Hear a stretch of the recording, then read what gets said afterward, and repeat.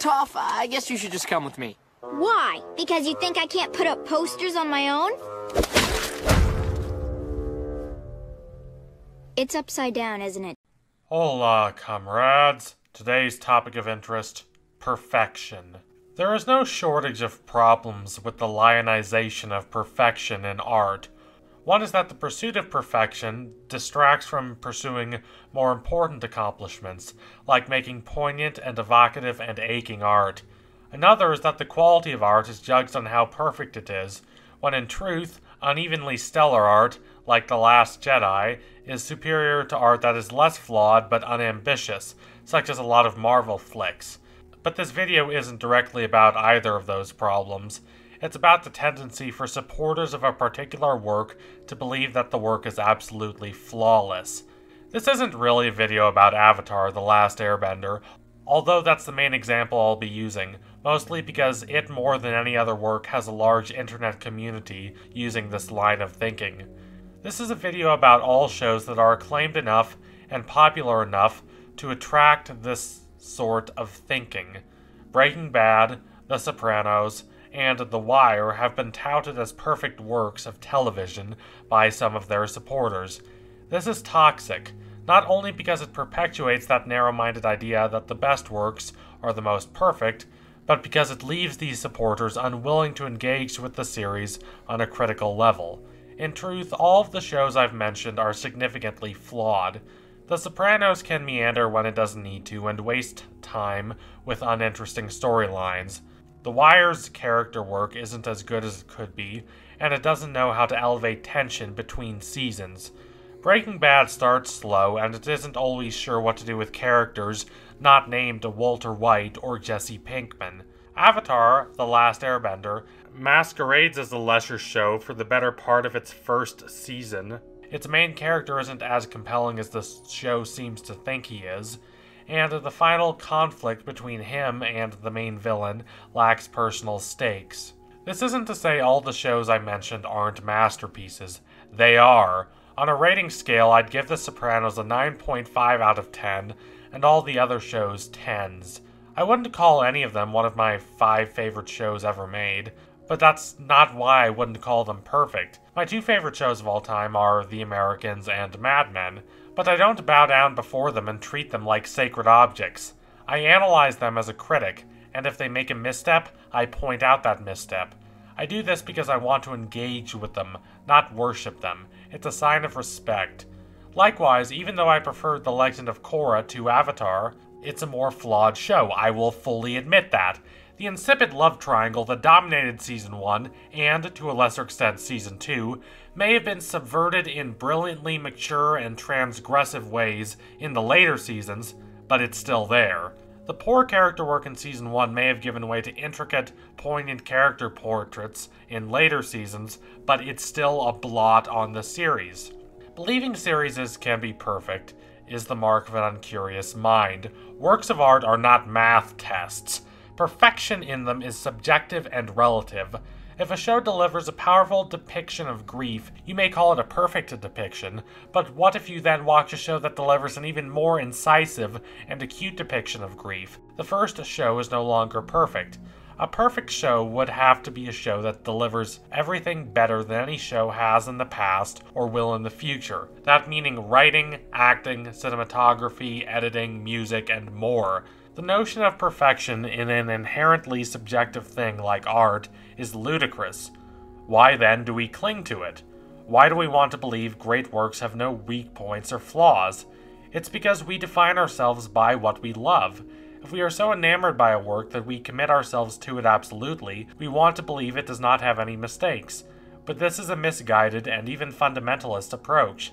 Not only does it stop us from gaining as much from our favorite works as we can, because we're too invested in them as objects of sheer admiration, but it can lead to us clutching on to the images of works we have in our mind, and thus being recalcitrant to them changing.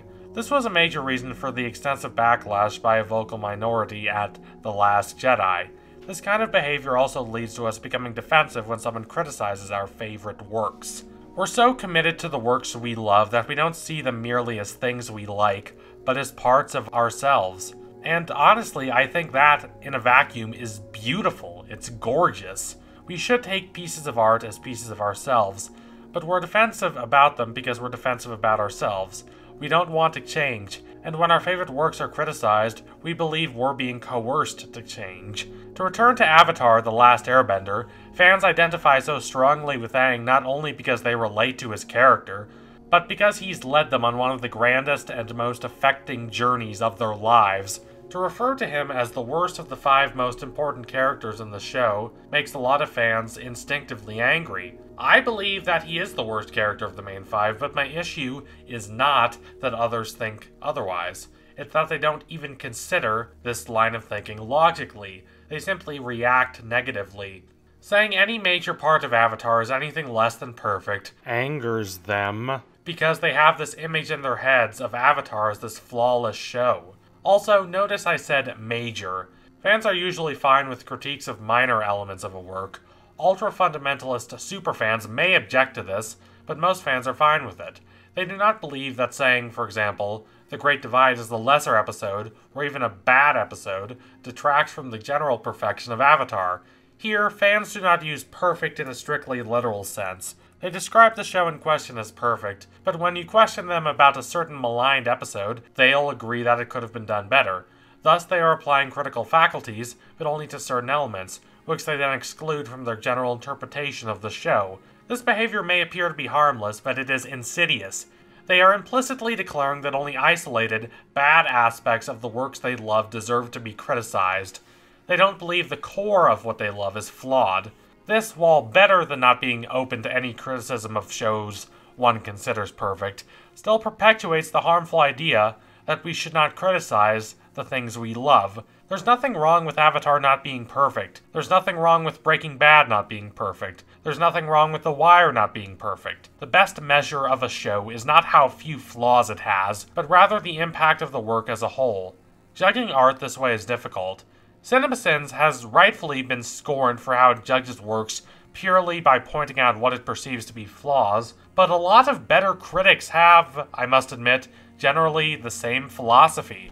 Their objects of scorn are more important than whatever nonsense CinemaSins decides to decry, but they still subscribe to this flaw-based format instead of judging the overall quality of the show.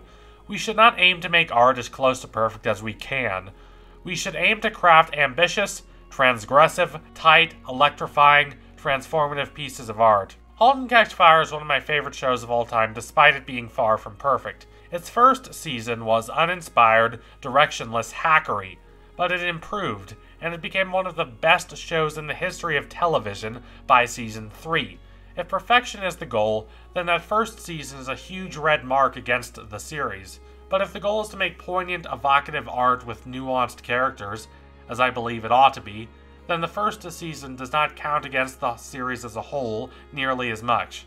We should accept that our favorite works aren't perfect just as readily as we should accept that we aren't perfect. They're not divine objects gifted to us by creators who are resplendent demigods. They're works forged by the labors of human beings. A great fan doesn't love everything they're given unconditionally, and a great fan isn't so attached to what is that they are unwilling to accept a future that isn't exactly the same as the present. Rather than lavishing praise on a work, we should try to understand why a work succeeds. We should try to learn about how to write tension and how to pace narrative, and judge works by whether they succeed or fail at these particular goals. If one is willing to consider that yes, Toph does not have a character arc that is as strongly defined as Zuko's and Aang's, and yes, the introduction of Aang not wanting to kill Ozai is a little sudden, and yes, Suki's character should have been expanded upon, then one's compliments of Zuko's showdown with his father or how Azula's downfall arc was handled carry more weight. Above all, declaring art perfect is cowardly. It absolves those experiencing it of the responsibility of having to engage with it critically. If we don't engage critically, we don't learn, we don't grow, we don't become better. The best way to honor work is not to worship it, but to see what makes it work when it works, and to see what makes it not work when it doesn't. Wait, why did you give me Momo's ears? Those are your hair loopies. At least you don't look like a porcupine. Well, I think you all look perfect. There's also another compelling reason to not just declare perfect the works you love. It makes your viewing experience boring. I approach every scene of every work, no matter the scene or work, with the belief that it could either be great or terrible. If you preemptively declare every scene great, and don't use your critical faculties, then the triumph of individual scenes becomes lesser, and the viewing experience becomes that much more shallow.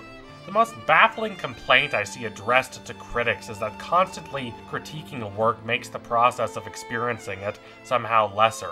In my experience, nothing could be further from the truth. The process of critically analyzing every scene and every character and every artistic idea, and how those various scenes and characters and ideas fit together into the mosaic of the work as a whole, makes for a much richer and more rewarding experience.